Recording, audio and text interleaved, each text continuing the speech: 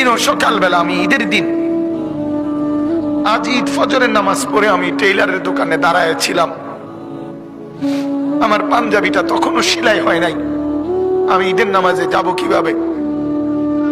আমি সেই অভাবের সংসারে বড় হয়েছি। তারপরও কোনোদিন বাপ অবৈধ রোজগারের পিছনে যায় না। এক মসজিদের ইমামতি করছে 43 বছর। আব্বা এক মসজিদে নামাজ পড়াইছে, এক মসজিদে 43 বছর এক মসজিদের ইমাম ছিল। আমার বাপ, এটা বোঝা উচিত নিজের সন্তানকে গুনাহের রোজগারের উপরে নামাই দিয়ে কেমনে সুখ আসবে?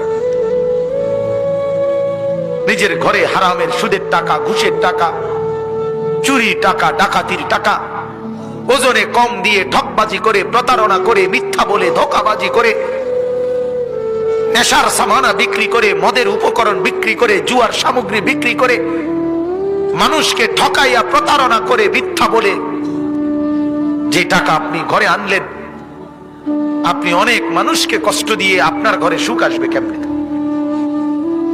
বলে? আল্লাহ আমাদেরকে বুঝার তৌফিক দান করুন।